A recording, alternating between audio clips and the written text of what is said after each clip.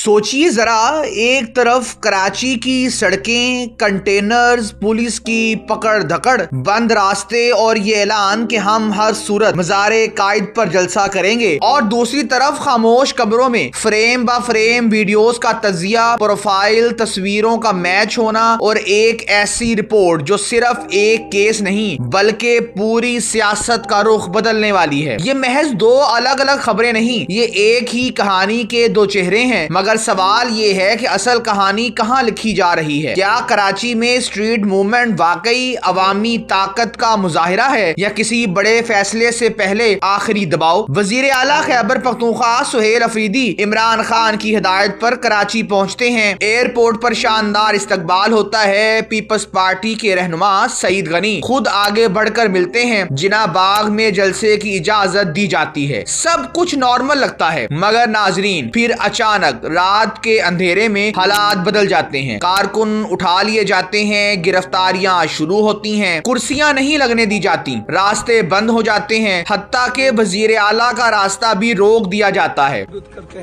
एक जलसा है, हो जाएगा, क्या हो जाएगा? तो सवाल ये है कि ये यू टर्न क्यों? पीपल्स पार्टी कहती है कि हमने तो इजाजत दी, इस्तकबाल किया, कुर्सियां भी खुद पहुंचाई, खाना भी पहुंचा देंगे, अब लोग नहीं आते तो हमारा क्या कसूर? मगर पीटीआई का इल्जाम है कि पहले मुस्कुराहट, बाद में फोन कॉल और फिर जुल्म। ये फोन किसका था? यही वो सवाल है जो कोई खुलकर नहीं पूछ रहा। इसी सवाल का सिरा हमें दूसरी खबर से जाकर जुड़ता दिखाई देता है। पंजाब फॉरेंसिक साइंस लेबोरेटरी की रिपोर्ट जो बज़ाहिर 9 मई के वाकयात की तकनीकी जांच है, मगर असल में एक सियासी टाइमिंग बम है। रिपोर्ट कहती है कि सुहेल अफरीदी, कामरान बंगश, तैमूर झगड़ा और इरफान सलीम वीडियोस में मौजूद थे। प्रोफाइल, तस्वीर मैच कर गई हैं, फ्रेम ब फ्रेम तज्जिया हुआ। ज्यादातर वीडियोस में एडिटिंग नहीं मिली, यानी ये महज सोशल मीडिया का शोर नहीं बल्कि अदालत में पेश होने के काबिल मवाद है। अब यहाँ वो नुक्ता आता है जो कम लोग डिस्कस कर रहे हैं। ये रिपोर्ट उस वक्त सामने आ रही है जब सुहेल अफरीदी स्ट्रीट मूवमेंट की क़यादत कर रहे हैं, जब वो खुद को इमरान खान की सियासी लाइन का फ्रंट फेस बना चुके हैं, और जब पीटीआई को एक नई मज़ाहमती अलामत की जरूरत है। तो क्या कराची में रुकावटें सिर्फ जलसे के खिलाफ हैं या एक पैगाम है कि अदालत के कागजात सड़कों से ज्यादा ताकतवर हो सकते हैं? अगर इल्जाम साबित होता है तो नाअहली का खतरा है, और अगर नाअहली का खतरा है तो सवाल ये है कि क्या स्ट्रीट मूवमेंट दरअसल अवाम को मुतहर्रिक करने के साथ साथ इदारों पर सियासी दबाव डालने की कोशिश भी है? पीटीआई के सीनियर रहनुमा हलीम आदिल शेख का कहना है कि हमें जिना बाग में जलसे की इजाजत के लिए एनओसी लेट दिया गया, कुर्सियां नहीं लगने दी गई, लोग रोके जा रहे हैं। ये इंतजामी नाअहली है या एक सोची समझी हिकमत अमली? और फिर वजीर आला सिंध का सुहेल अफरीदी से मिलने से इनकार, ये महज मसरूफियत है या एक सियासी फासला जो जानबूझकर बढ़ाया जा रहा है? सबसे दिलचस्प बात यह है कि पीपल्स पार्टी खुद भी खुलकर ये नहीं कह रही कि फैसला इसी का था, और पीटीआई भी बराह रास्त ये नहीं बता रही कि वो फोन कहां से आया। यानी दोनों तरफ खामोशी है, मगर खामोशी में बहुत कुछ बोला जा रहा है। शायद असल लड़ाई कराची के जलसे पर नहीं बल्कि इस सवाल पर है कि अगर फॉरेंसिक रिपोर्ट अदालत में वजन पकड़ गई तो पीटीआई का अगला चेहरा कौन होगा? क्या सुहेल अफरीदी को एक सियासी हीरो के तौर पर आगे लाया जा रहा है, या तारीख एक बार फिर किसी को हीरो बनाने से पहले ही इसके पर काटने जा रही है? तजियाकारों का मानना है कि सुहेल अफरीदी को कुर्बानी का बकरा बनाया जा रहा है, जैसे अली अमीन गंडापुर को बनाया गया। मज़ारे कायद पर जलसा हो या ना हो, असल जलसा तो अदालतों, रिपोर्ट्स और फैसलों में लग चुका है, और यही वो हकीकत है जिस पर कम लोग बात कर रहे हैं। क्योंकि सड़कों पर नारे बख्ती होते हैं, मगर फ्रेम ब फ्रेम तजिया बरसों का सियासी नक्शा बदल देता है। अब देखना यह है कि ये कहानी अवाम के हजूम पर खत्म होती है या किसी फैसले के कमराए अदालत में। नाजरीन, आपसे दरख्वास्त है कि हमारे डिजिटल चैनल MBS तजिया की वीडियो को लाइक और शेयर जरूर कीजिए।